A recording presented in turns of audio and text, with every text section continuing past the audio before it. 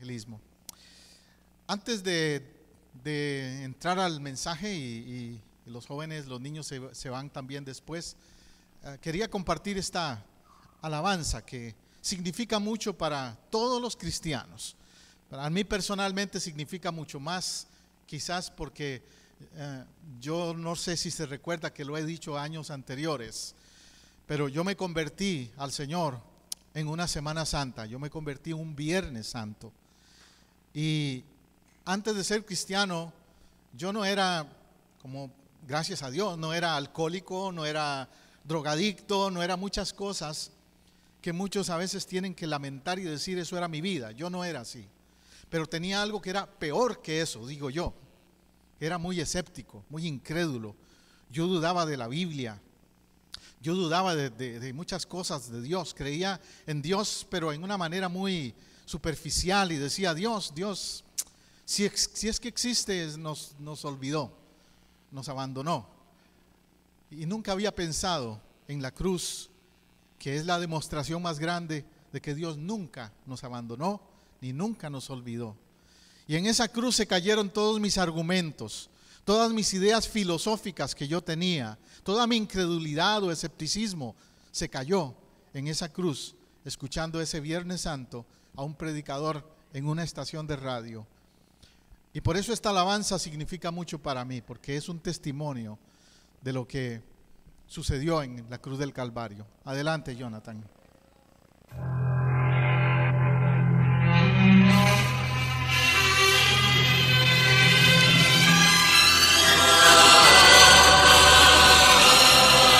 Gracias Cristo por tu sacrificio en la cruz.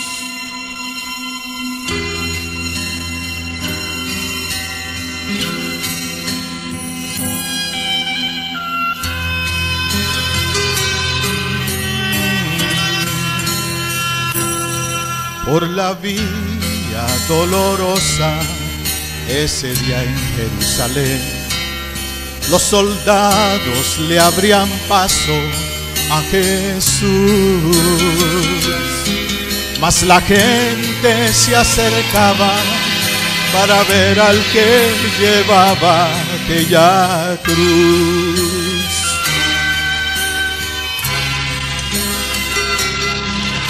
Le sangraban las heridas que en su espalda recibió, con espinas coronaron a Jesús. Su cuerpo tambaleaba bajo el peso agonizante de la cruz. Por la vía dolorosa, que es la vía del dolor, como oveja vino Cristo, Rey y Señor. Y fue Él quien quiso ir por su amor, por mí y por ti. Por la vía dolorosa al Calvario y a morir. Gracias, Señor, por la vía dolorosa. La furiosa multitud, crucifíquenle, gritaban a Jesús. Mas algunos le lloraban porque amaban al que llevaba aquella cruz. Por la vía dolorosa, que es la vía del dolor, como oveja vino Cristo, Rey y Señor. Y fue Él quien quiso ir por su amor, por ti y por mí. Por la vía dolorosa al Calvario y a morir. La sangre de Él vertía verdad, las calles manchó en Jerusalén. la vía dolorosa, que es la vía del dolor. Como oveja vino Cristo, Rey y Señor,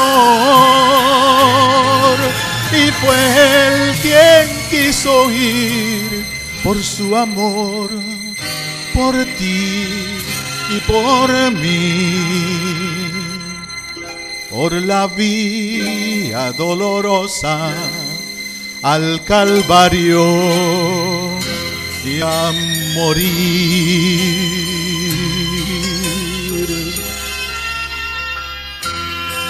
Y a morir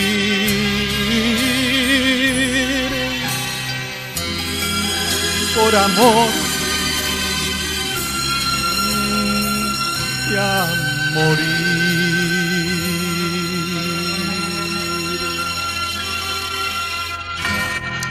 Oh Señor, gracias, gracias por tu sacrificio en la cruz. Gracias, Señor.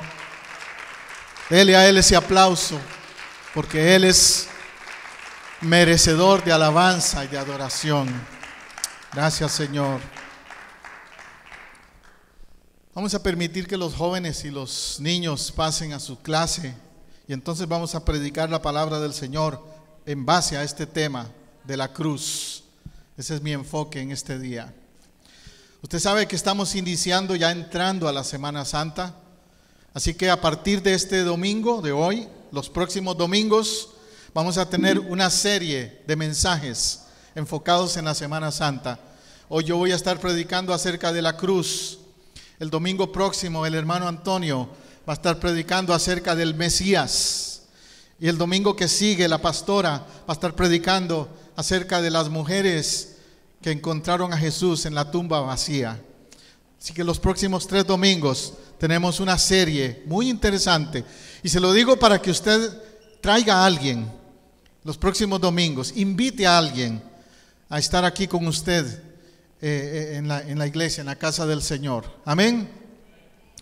Estamos anticipando eventos que marcaron la historia. Es por eso que hoy día cuando se habla de cualquier evento histórico siempre se dice antes y después de Cristo, porque la historia de la humanidad fue marcada por Él de una manera contundente, de una manera única. Cristo marcó la historia. Ahora, si lo pienso así, yo digo, marcó la historia de la humanidad. Pero ¿qué sentido tendría que Él marque la historia de la humanidad entera si no marca la vida tuya? Amén. Y por eso mi reto para ti es, y mi pregunta para ti es, ¿ha marcado Cristo, su cruz, tu vida? La mía la marcó hace más de 30 años, en aquel Viernes Santo, en que yo estaba ahí en la casa solo, prendo la radio, pongo música, pensaba irme el fin de semana de vacilón con mis amigos a la playa, como hace mucha gente en Semana Santa.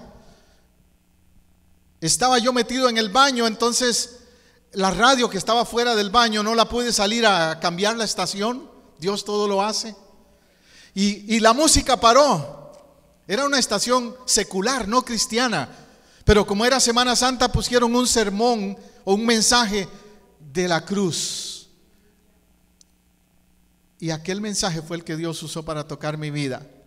Desde el baño yo lo estaba oyendo allí. Y cuando salí del baño afuera, no lo pude cambiar la estación ni apagar el radio. Me llamó, me atrajo, me inquietó, me provocó a escucharlo hasta el final y caer de rodillas junto a la radio. Ese día yo estaba solo ahí en mi casa, Dios todo lo hace. Así que no hubo estorbos. Si hubiera estado alguien más, mis hermanos o algo así, tal vez yo no hubiera caído ahí de rodillas por mi orgullo o lo hubieran cambiado la estación de radio a alguno de ellos. Pero Dios todo lo tenía preparado, orquestado para ese día, impactar mi vida, marcar mi vida. Y no me canso de decirlo y testificarlo por eso. La cruz puede marcar vidas. Hoy tenemos aquí simbólicamente una cruz, porque quiero que nos recuerde precisamente esa gran verdad. La cruz. La cruz. El apóstol Pablo nos dice en 1 Corintios 1:18, porque la palabra, ¿cuál palabra dice? La palabra de la cruz es locura a los que se pierden, pero a los que se salvan, esto es a nosotros, es poder de Dios. Esa declaración de Pablo, yo la hago mía esta mañana y te la comparto. La palabra de la cruz es la palabra que necesitamos comunicarle a muchos en la calle hoy día. No de religión. La gente está cansada de religión. No te estoy hablando de una tradición. Yo también viví así en el pasado. Yo también seguía tradiciones. Estoy hablándote de la cruz y lo que en ella pasó. Esa palabra es la que impacta vidas. A los que se pierden es locura, dice el apóstol Pablo, porque sí, tal vez, humanamente hablando, uno puede decir, ¿cómo va a ser posible que una cruz haga algo en la vida de alguien? Aquella cruz que los romanos cogieron como un método de castigo, de pena máxima, de pena de muerte, y que ni aún las penas de muerte que hoy día se usan se podrían comparar con aquella, la más cruel. ¿Cómo esa cruz puede ser para vida? ¿Cómo puede traer vida algo tan así, de muerte? Pero eso es el gran misterio y el gran poder de ese mensaje. Aunque los que se pierden no lo entienden al principio.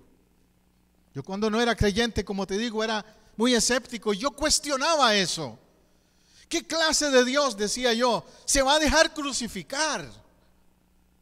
Necesitamos un Dios que venga y acabe con todos los tiranos del mundo. Yo en ese tiempo era medio socialista.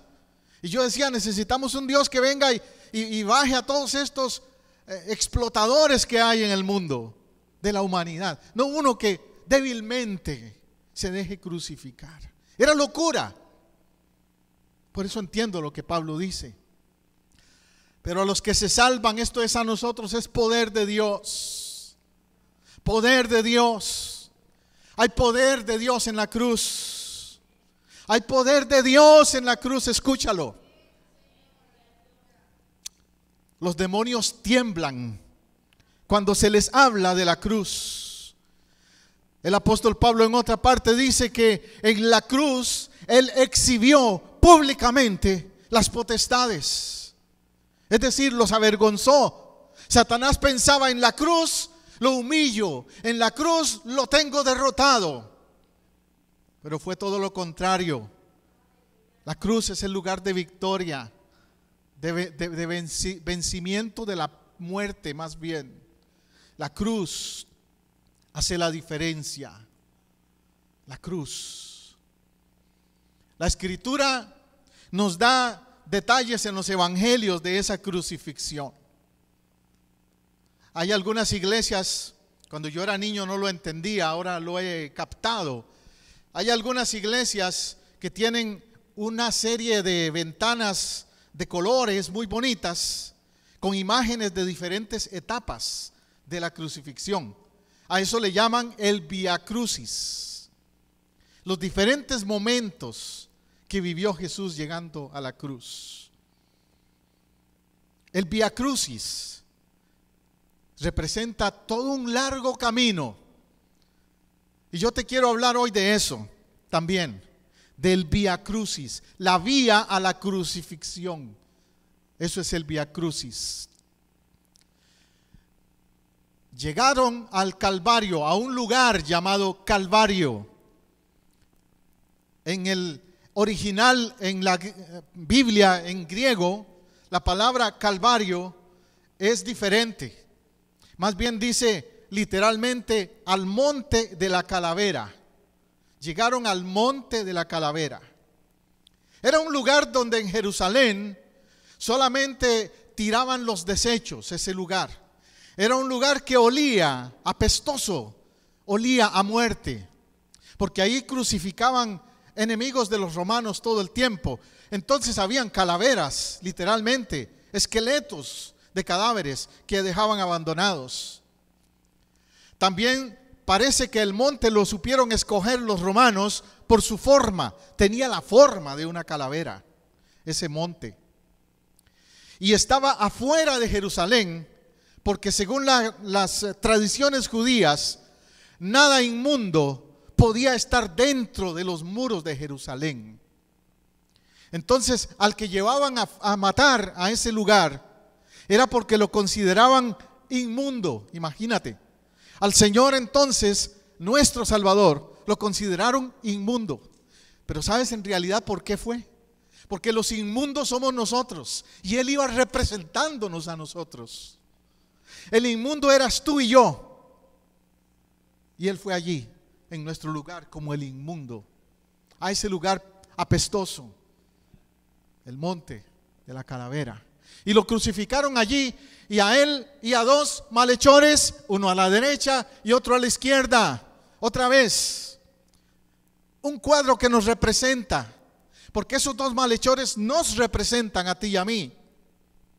Uno de ellos, sabemos, admitiendo su culpa y diciendo: merecemos lo que nos está pasando. El otro quejándose de por qué lo estaban matando y diciéndole a Jesús: si tú eres hijo de Dios, baja de esa cruz, sálvate a ti y a nosotros. Ahí es cuando el otro lo reprende y le dice: tú cállate, no sabes lo que dices. Te digo, eso representa nuestra humanidad, porque también en nuestra humanidad hay muchas personas con esa misma actitud. Hay muchas personas que se cuestionan a Dios: Dios, si tú eres Dios, ¿por qué no me sacas de donde estoy? ¿Por qué no me curas el cáncer que tengo? ¿O por qué no arreglas mi matrimonio? ¿O por qué no haces esto? ¿Por qué no rescatas mi vida si eres Dios? Toman una actitud de queja hacia Dios cuando están enojados, frustrados por algo negativo en su vida. Se parecen a ese ladrón. Por otro lado, el otro, el que dice: lo merecemos, Él es justo, nosotros somos pecadores, representa a aquel que admite su necesidad espiritual. Mi pregunta para ti es: ¿cuál de los dos te representa a ti y a mí? Ojalá que sea el que admite, el que dice: Señor, yo soy merecedor de toda la culpa. El que no se excusa, el que no pone ningún argumento ante Dios. Como aquel Viernes Santo, cuando yo me arrodillé junto a la radio, yo no tenía más argumentos. Yo solamente caí de rodillas y le dije: Señor, perdóname por todo lo que he hablado. Mi boca no ha sabido hablar con sabiduría, ha hablado torpemente respecto a ti. Ahora entiendo que yo me lo merezco, que soy pecador y que tú eres justo. Solo tú eres justo, solo tú eres justo. Jesús decía: Padre, perdónalos porque no saben lo que hacen. Mateo 27:38. Hay diferentes niveles de perdón, ¿sabes? Pero el más grande nivel de perdón que tú te puedes imaginar es el que Cristo demostró en la cruz. Decir: Padre, perdónalos, a quien te esté clavando en ese momento, no lo haríamos fácilmente tú y yo. Ponte en ese lugar. Recuerda circunstancias cuando alguien ha hablado mal de ti, cuando alguien ha hecho algo negativo contra ti o contra mí. ¿Qué es el sentimiento que provoca? Me la hace, me la paga. Espérate, arrieros somos y en el camino andamos. Y se nos sale todo menos: Padre, perdónalo, porque no sabe lo que hace. Padre, perdónalo. El perdón no es fácil que brote, que salga de nuestra humanidad, de nuestra carnalidad. Nuestra tendencia es ser vengativos, es hacerle ojo por ojo y diente por diente a los demás. Jesús vino a demostrar el verdadero nivel del perdón. El perdón de Dios. El perdón de Dios. Ese perdón que pasa los límites. El perdón de Dios. Y ese perdón es el que le puede decir a alguien que te diga: mira, es que yo he hecho tantas cosas que no creo que tengo perdón. Tú le puedes decir: en la cruz Jesús dijo: perdónalos porque no saben lo que hacen. Dios sabe tu condición. Dios sabe lo bajo que has caído, pero aún así Dios tiene perdón para ti. Yo he estado hablando con personas que han hecho cosas muy terribles. Yo he hablado con personas, me acuerdo en una ocasión que entré, cuando estaba mencionándole a Patricia que yo fui capellán un año en hospitales. En una ocasión entré a un hospital donde había una persona muriéndose, agonizando, y me llamaron como capellán. Y entré a ese cuarto de hospital y la persona estaba desesperada, pero estaba como peleando, no quería morirse hasta que hablara. Él decía: hasta que hable con un sacerdote. Yo no era sacerdote en el sentido que él lo decía, pero era el único que había en ese momento en el hospital. Le dijeron: hay un ministro evangélico aquí, ¿quiere hablar con él? Y dijo: sí, ya quiero hablar con un ministro de Dios. Me acerqué y me agarró casi de la ropa, casi desesperado, y me decía: tiene que confesarme. Tiene que confesarme, y le quiero decir algo que nadie sabe. Y empezó a desahogarse y a decirme algunas cosas terribles de su vida. Y en un momento dado, entonces, la pregunta que surgió de él fue: ¿tengo perdón? ¿Hay perdón para mí? ¿Verdad que no? Y usted no sabe la expresión del rostro de este hombre cuando yo le dije: sí hay perdón. Sí hay perdón para ti. ¿De verdad? ¿Cómo lo sé? Y le leí un pasaje de la Escritura, este mismo. Y cuando yo le leí eso y le dije: hace 2000 años en la cruz Jesús dijo: perdónale porque no sabe lo que hace. Eso aplica a tu situación, le dije. Ese hombre lloraba y terminó diciendo: gracias, gracias. Me fui ese día de turno que me tocaba. Al otro día había muerto, pero en paz, porque entendió el perdón. Esta Semana Santa, dale a alguien perdón. Esta Semana Santa, date a ti mismo perdón. Yo he hablado con personas que me han dicho: ¿sabe qué, pastor? Lo que pasa es que yo no me puedo perdonar a mí mismo o a mí misma. Hay personas que, aunque tú les digas Dios ya te perdonó, ellos no se perdonan por alguna situación.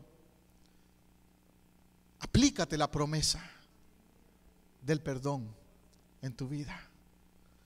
Ese es el mayor don de la cruz, el perdón. La cruz representa perdón ilimitado.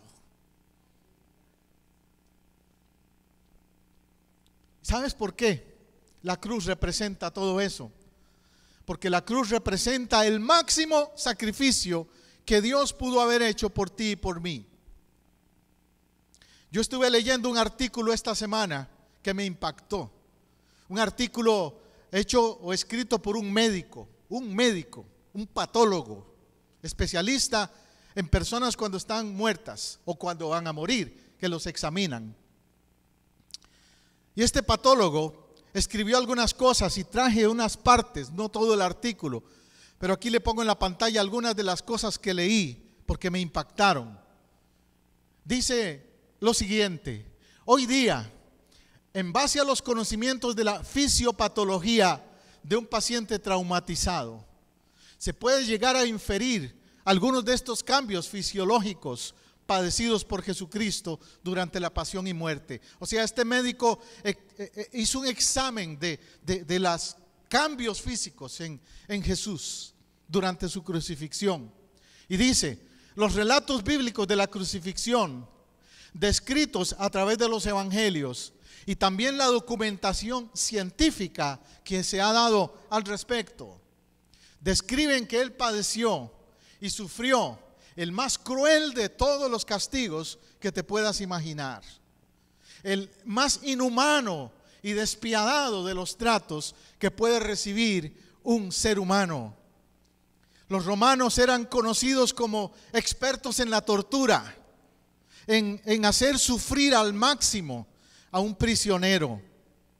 Ellos utilizaban algo que llamaban, para empezar, como por decir así, para empezar nada más, antes de crucificarle a la persona, al prisionero, lo que llamaban el látigo romano. Y aquí te pongo una ilustración de él.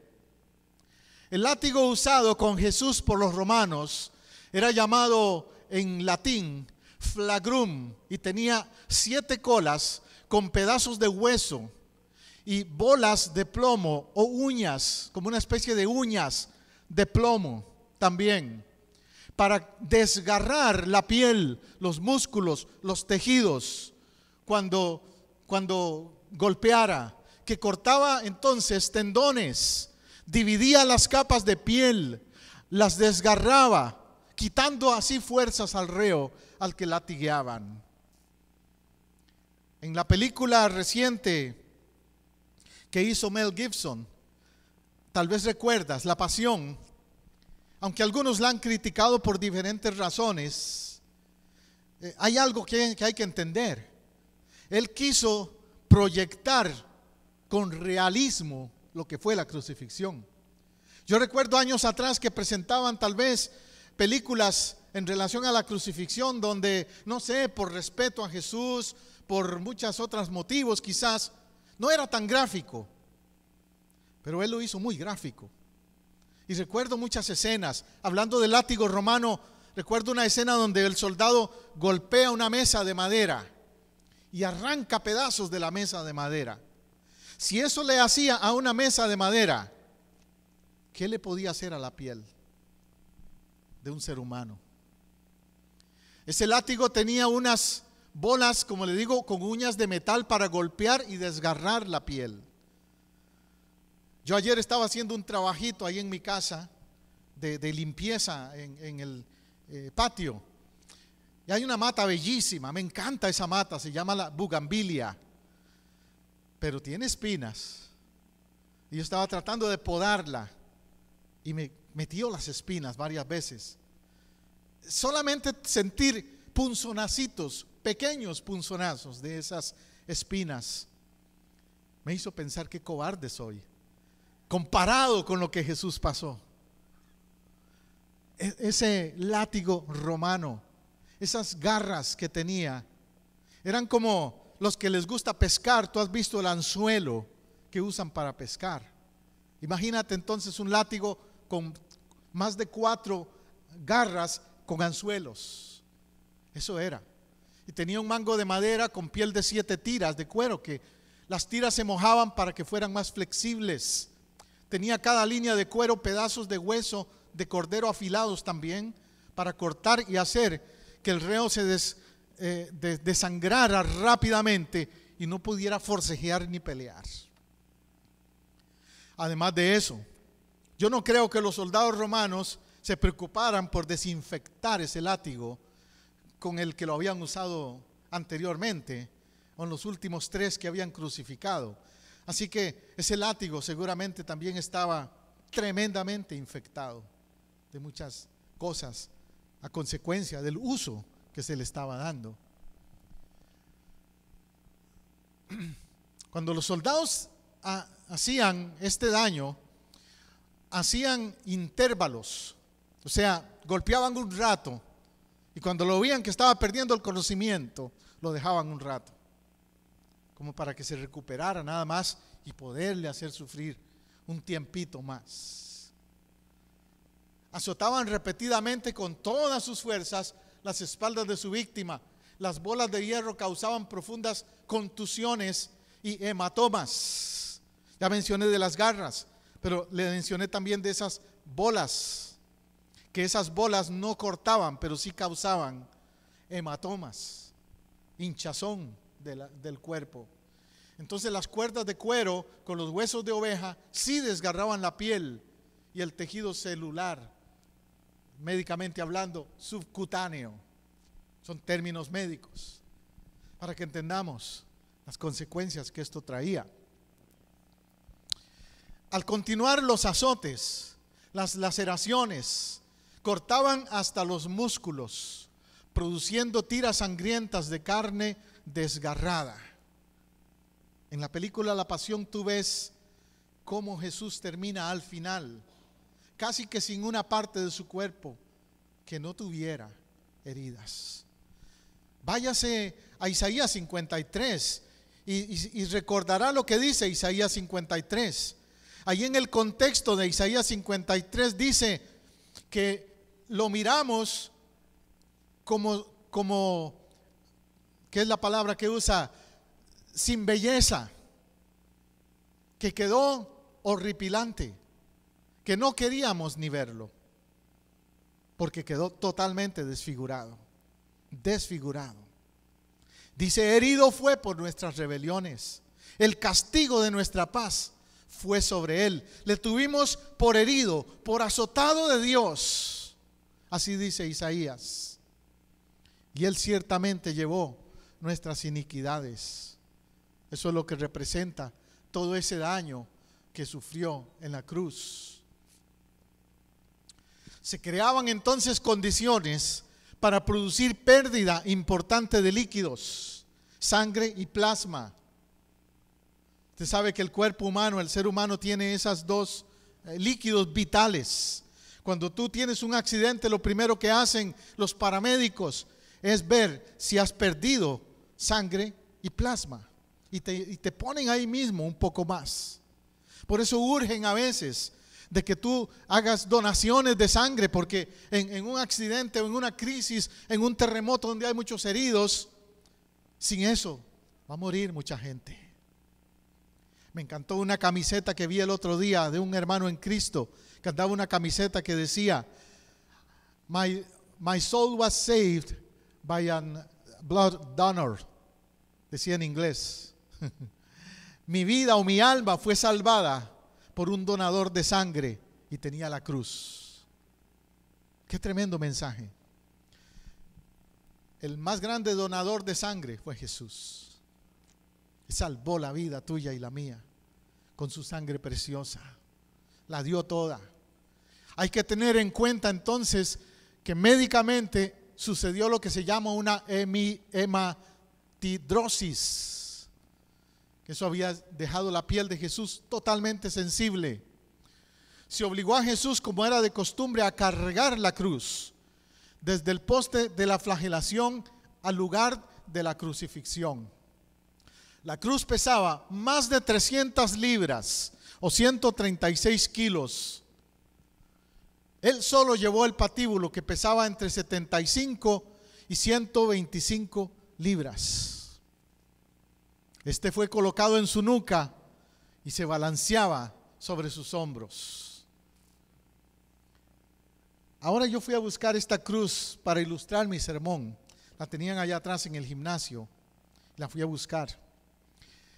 Y una de dos: yo estoy muy mal físicamente, o de verdad que las cruces pesan. Porque de allá del gimnasio para acá, ya yo venía sentía pesada esa cruz. Y yo me puse a pensar: si esa cruz tan delgadita, tan chiquita, me hizo cansarme del gimnasio para acá, ¿cuánto sería llevarla los kilómetros que Jesús la llevó, como estamos viendo aquí? Herido, golpeado, lastimado, debilitado, y llevarla hasta allá, él solo.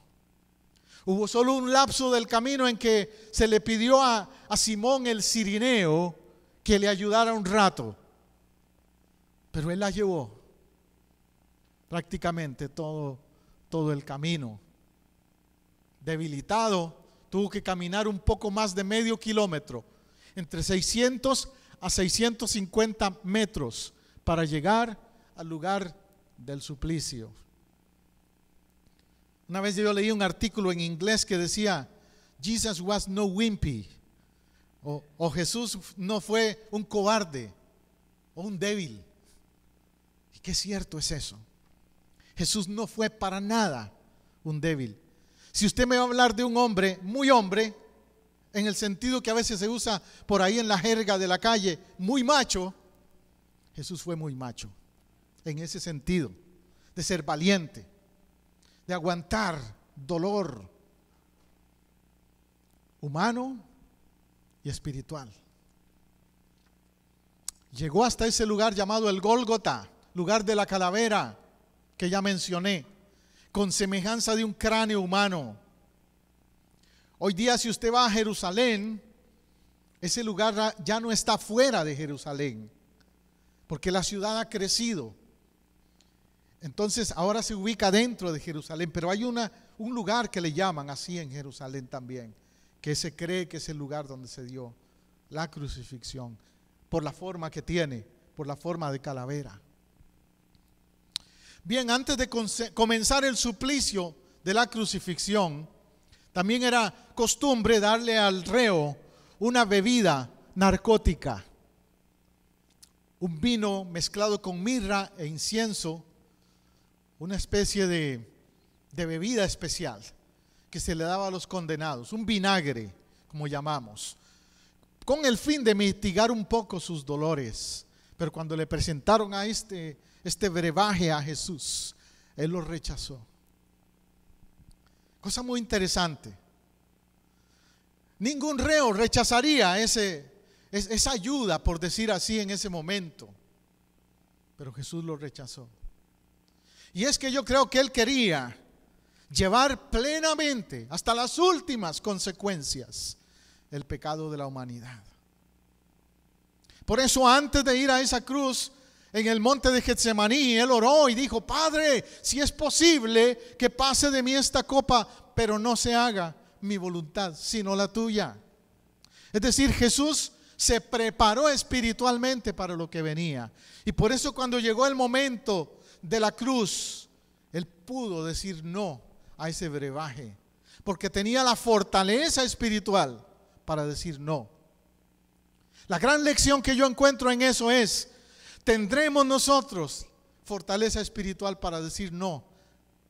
A veces nos cuesta decir no a tonteras, a debilidades tan superfluas. Y Jesús nos dio una gran lección. Bien podría haber tomado aquel brebaje y decir: ¿qué le hace? Me lo hace más fácil. Pero quería darnos una lección de fortaleza, de dominio propio. ¿Qué estás pasando tú? ¿Qué prueba estás pasando en este día que puedas comparar con la que pasó Jesús? O si viniera a tu vida, ¿serías capaz de tomar el carácter que Jesús tomó y decir: Señor, que pase lo que pase, pero que se haga tu voluntad? No es fácil. Yo sé que una cosa es decirlo y otra es estar ahí. Yo hace poco hablaba con un amigo que perdió un hijo recientemente, y él me decía: José, esto no se lo deseo ni a mi peor enemigo. ¿Qué copa más dura? Y hay otras circunstancias que podríamos pasar, no solo la muerte de un ser querido. También hablaba recientemente con una persona que pasó por un divorcio y me dijo lo mismo. Qué dolor, José. No se quita, no se va fácil esa copa.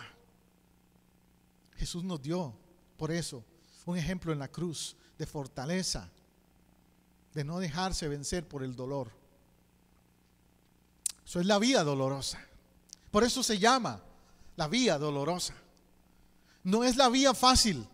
Jesús dijo a sus discípulos: ancha es la puerta que lleva a la perdición y muchos entran por ella, pero angosto es el camino que lleva a la vida eterna y pocos son los que lo hallan.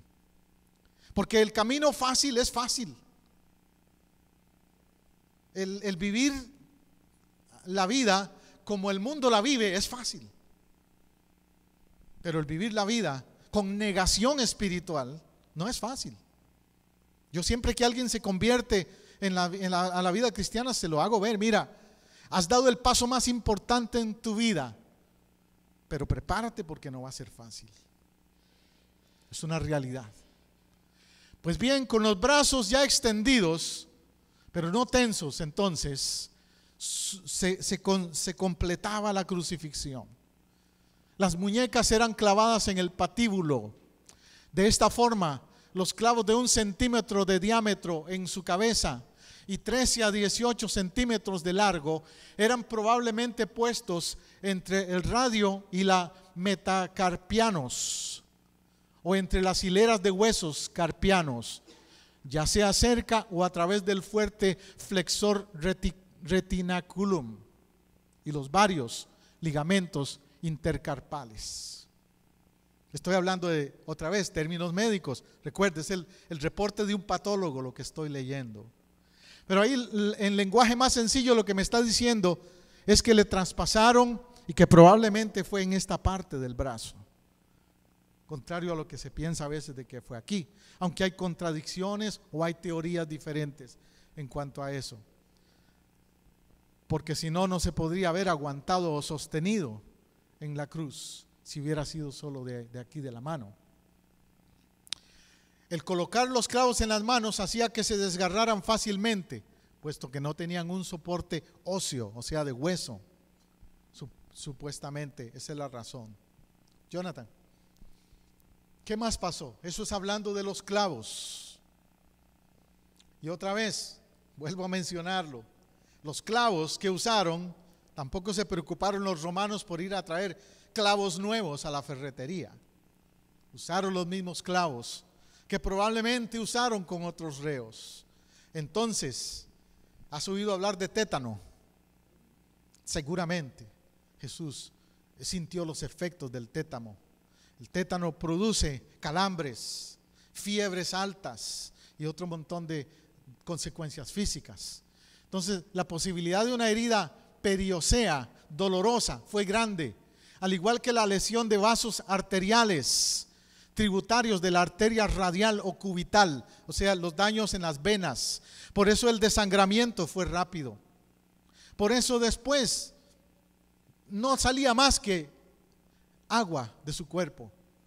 El clavo penetrado destruía el nervio sensorial motor, o bien comprometía el nervio mediano radial o el nervio cubital en términos médicos. La afección de cualquiera de estos nervios produjo tremendas descargas de dolor en ambos brazos. ¿Usted se ha infectado alguna vez? Seguro que sí. Un dedo, una uña, lo que llamamos los uñeros. Solamente una infección en una uña, ¿qué te produce? Te duele toda la mano. Y lo sientes a veces hasta en la cabeza, hasta dolores de cabeza, para que te des una idea de lo que te estoy hablando. Los pies eran fijados al frente del estipete por medio de un clavo de hierro, clavado a través del primero o segundo espacio intermetatarsiano. El nervio profundo peroneo y ramificaciones de los nervios medianos y laterales de la planta del pie fueron heridos. Entonces se cree que había una especie de un pedacito de madera al pie de la cruz, donde él podía poner los pies para que el cuerpo no se cayera totalmente, pero juntaban los dos pies en esa posición y traspasaban con un clavo grande los dos pies al mismo tiempo. Eso era la costumbre en ese tiempo al crucificar.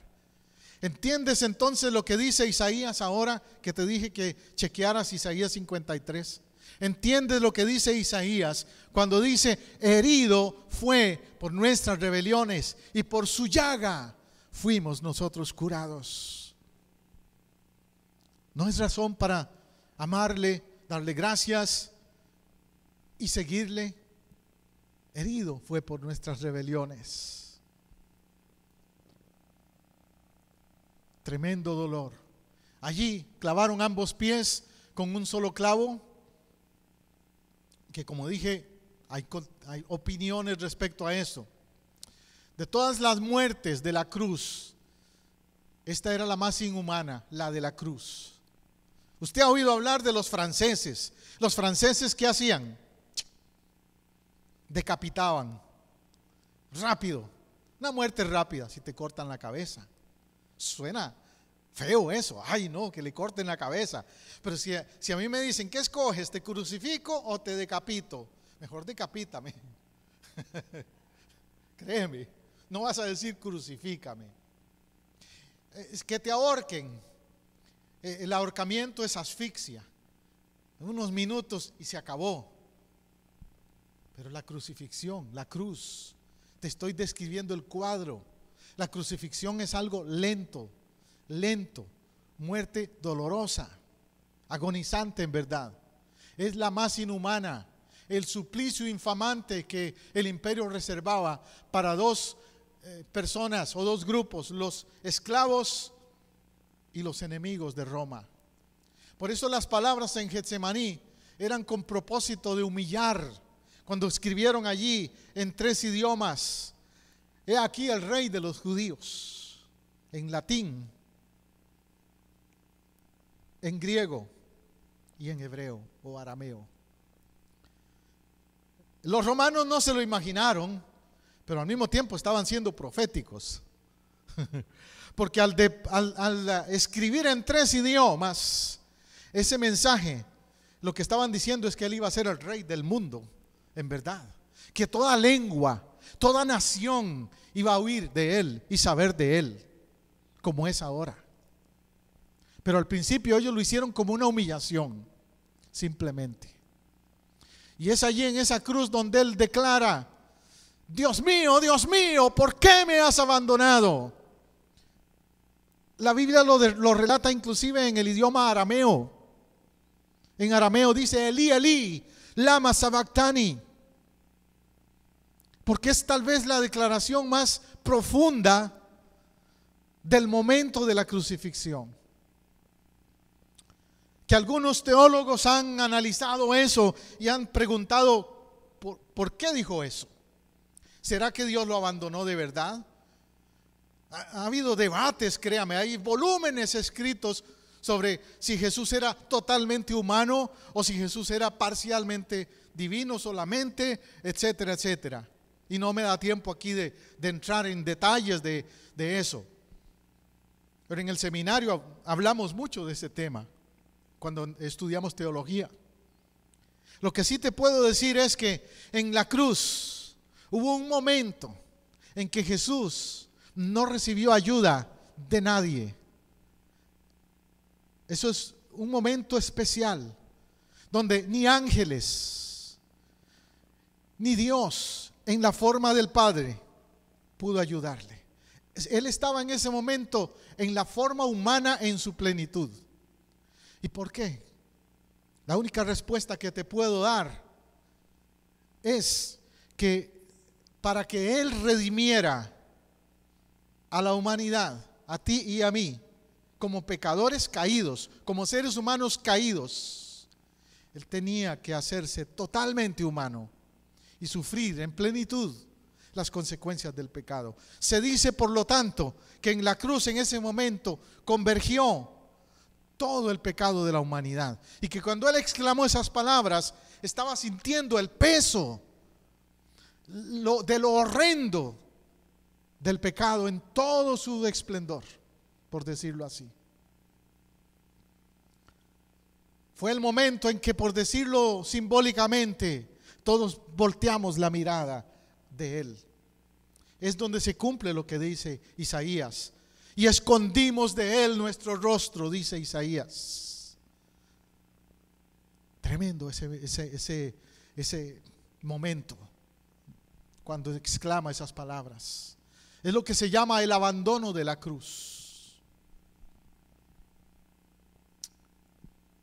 ¿Qué podemos decirte? Fue un total quebrantamiento.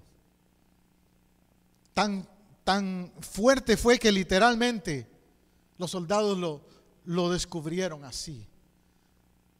Dice que era costumbre que los romanos a los cuerpos de los crucificados que estaban allí en esa cruz por largas horas, entraban en un momento, en una etapa de putrefacción, o las fieras y las aves venían y se los comían, las aves de rapiña. En la película La Pasión usted ve como a uno de los ladrones en la cruz, una ave de rapiña viene y le come los ojos. Eso es real, eso pasaba. Usted lo ha visto cuando un animal muere por ahí, cómo empiezan a volar rapidito estos buitres. Y cuando tienen chance se acercan y le caen encima a un cadáver. Por lo tanto, antes que Jesús muriese, los príncipes de los sacerdotes y los colegas del Sanedrín pidieron a Pilato, según la costumbre romana, que mandase a rematar a los ajusticiados, haciendo que se les quebrasen las piernas de los pies. Juan 20:27 declara eso. Que les dieran golpes en las piernas para que murieran más rápido. Pero llegan donde Jesús y Jesús ya estaba muerto. Eso es interesante porque los que dudan de Jesús han argumentado cosas como estas. Han dicho, bueno, probablemente Jesús hizo arreglos para que muchas cosas pasaran en su vida y dijeran que Él es el Mesías. Pero yo le pregunto, ¿cómo podría Jesús haber hecho arreglos con estos soldados romanos para que no le quebraran las piernas? Solamente ese detalle, imposible. Para empezar, los soldados de guardia que les tocaba ir a crucificar a los reos eran cambiados todo el tiempo. No se sabía quién iba a estar de turno para crucificar a un reo. Segundo, Jesús no había tenido acceso a ellos. Y no creo que tampoco los del Sanedrín o los judíos enemigos de Jesús hubieran querido que esa profecía se cumpliera. Sin embargo, en el Antiguo Testamento estaba dicho, no quebrarán sus piernas. Y se cumplió literalmente. También decía, echaron suerte sobre sus vestidos. Y literalmente también los soldados, cuando vieron que su traje era un traje diferente, era un traje entero, decidieron echar suertes con el traje de Jesús. Detalles que tú te tienes que preguntar. Este hombre no era ordinario. Era un hombre, pero no era ordinario. Pasaron muchas cosas, muchos incidentes en la cruz, muchas circunstancias no usuales, poco comunes, que solo tienen una respuesta. Era Dios, como lo dijo el soldado al final, como lo reconoció este centurión. Uno de los soldados entonces, para más seguridad, quiso darle lo que se llamaba el golpe de gracia y le traspasó el pecho con una lanza.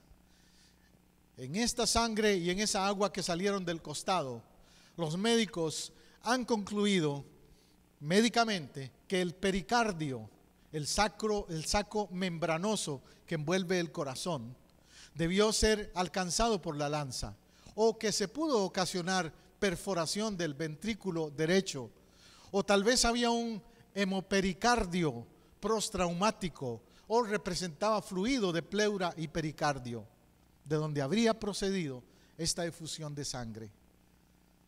Lenguaje médico otra vez, pero que simplemente lo que nos quiere decir es, ya no había más sangre que derramar.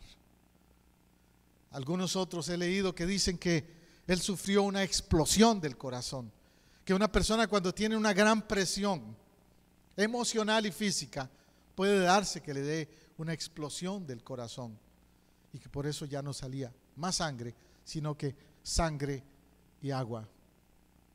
Imagínate eso entonces. Los cambios entonces sufridos de la humanidad de Jesucristo, cuando los vemos a la luz de estos detalles de la medicina, simplemente nos asombran, nos hacen pensar en todo lo que Él pasó, en el suplicio de la cruz, en lo que es el vía crucis, como te dije antes. Pero al mismo tiempo, el efecto redentor y salvador para los que creen en Él. Gracias al doctor Rubén Camargo, le doy el crédito por la información que escribió ese artículo, mucho más amplio. Yo solo saqué porciones, porque dije eso tienen que saberlo los hermanos, tienen que oír de lo que pasó, médicamente hablando. Yo era uno que era escéptico. Escuché el mensaje de la cruz y eso cambió mi vida. Y no escuché los detalles que este doctor da. Si los hubiera escuchado, todavía más se hubiera caído mi necedad. Porque yo era de esos que, demuéstramelo, dame evidencias. Pues ahí las tienes, José. Evidencias médicas. Evidencia que exige un veredicto. Una decisión. Y esa decisión es para ti. Para ti que me has escuchado esta mañana aquí en el templo. Pero si me escuchas en otro momento y en otro lugar también, tienes que responder a la cruz. Cuando alguien muere y llegue al cielo, la pregunta clave que le van a hacer no es ¿a qué religión perteneces? ¿A qué denominación perteneces? La pregunta clave que le van a hacer es ¿qué hiciste con la cruz? ¿Cuál fue tu reacción al Calvario? ¿Cuál fue tu reacción a la cruz y a lo que ella representa? Esa corona de espinas, esos clavos y el hombre que ya no está aquí. ¿Cuál fue tu reacción, tu respuesta a él? Esa es la pregunta, de vida o muerte. La pregunta de salvación que tú te tienes que contestar y que solo tú sabes cómo contestar.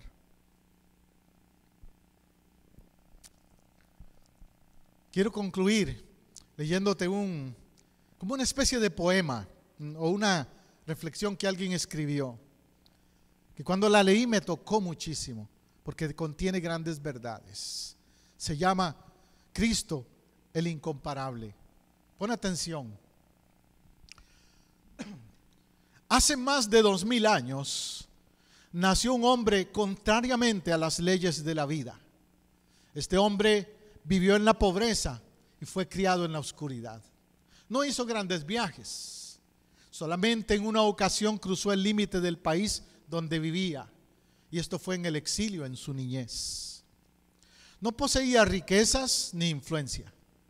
Sus parientes eran gente común y no tuvo preparación ni educación formal. Durante la infancia provocó pánico a un rey. En la niñez dejó asombrados a los doctores de la ley. En su edad adulta rigió el curso de la naturaleza, caminó sobre las aguas como sobre el pavimento y aquietó el embravecido mar. Sanó a las multitudes sin medicina y no cobró por sus servicios. Nunca escribió un libro y sin embargo todas las bibliotecas del país no podrían dar cabida a la cantidad de libros que se han escrito respecto a él. Nunca escribió una canción y sin embargo él ha provisto tema para más canciones que todos los autores y compositores juntos. Nunca fundó un colegio, pero todas las escuelas reunidas no pueden jactarse de tener tantos estudiantes. Nunca dirigió un ejército, ni enroló un soldado, ni disparó un fusil. Sin embargo, nunca un líder ha tenido más voluntarios bajo sus órdenes que hayan hecho que más rebeldes amontonen sus armas y se rindan.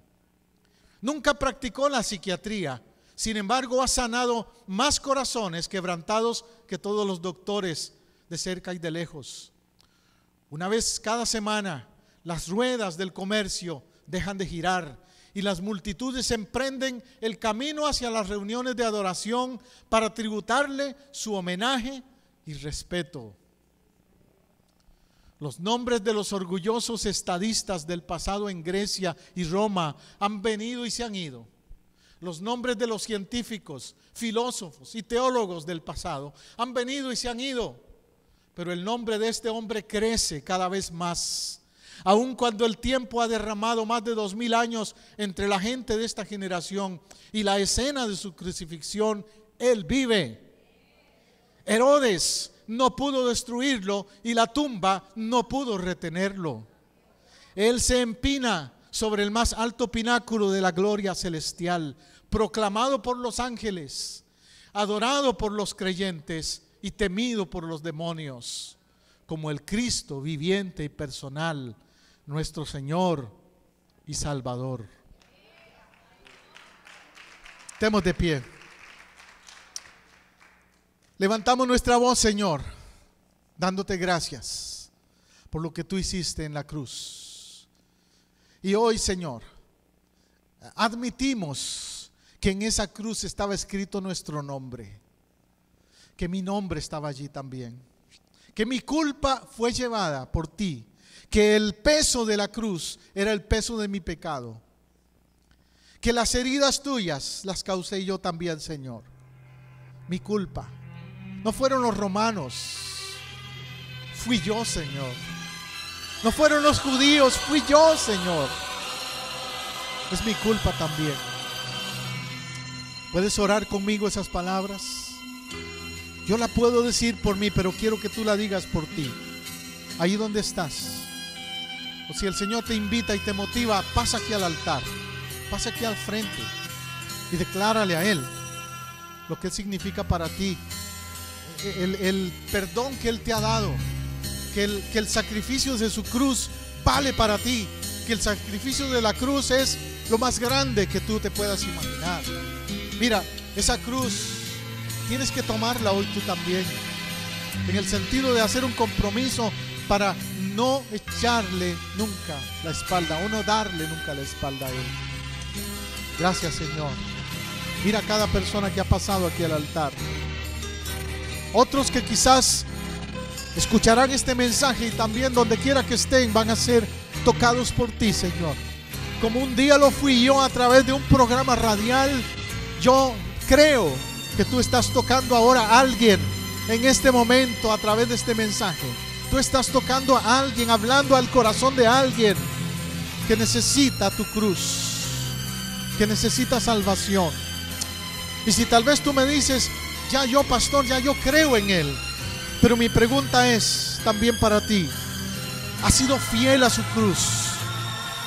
Si sientes que en algún momento no has sido el cristiano de la cruz, que has sido un cristiano a medias, a veces te has avergonzado de la cruz o te has quitado la cruz, ven hoy aquí al altar o allí donde estás, levanta tu mano y dile: Señor, yo hoy me comprometo a no volverte a avergonzar de ti, a avergonzarme de tu cruz y de lo que tú eres, porque entiendo ahora que tu sacrificio es el máximo. Entiendo ahora, Señor, que tú pagaste un precio muy alto por mí. Por la vía dolorosa, que es la vía del dolor. Oh sí, Señor. Esa vía dolorosa, te damos gracias por eso, porque tú quisiste ir voluntariamente, como le dijiste a Pilato: nadie me quita la vida, yo la doy. Gracias, Señor. Gracias, Señor. Gracias, Señor. Gracias, Jesús. Gracias, mi Cristo. Yo te doy gracias, Señor, personalmente, pero también como iglesia en esta mañana. Levantamos nuestra voz. Gracias por tu cruz. Oh sí, Jesús. Sí, Jesús, sí, Jesús. Esa cruz que es locura para los que se pierden, pero para los que creemos es vida, vida. Gracias, Señor. Gracias, Cristo. Gracias por tu vía dolorosa, por tus clavos, por la corona de espinas, por tu sangre preciosa derramada en ese Calvario. Gracias, Jesús. Amén. Gracias, Señor. Gracias, Señor. Y ahora lo que te pido es que cuando salgas de este lugar, le digas a alguien más de la cruz. Hay muchos todavía que no entienden en profundidad ese mensaje. Hay muchos que no han hecho de la cruz su cruz.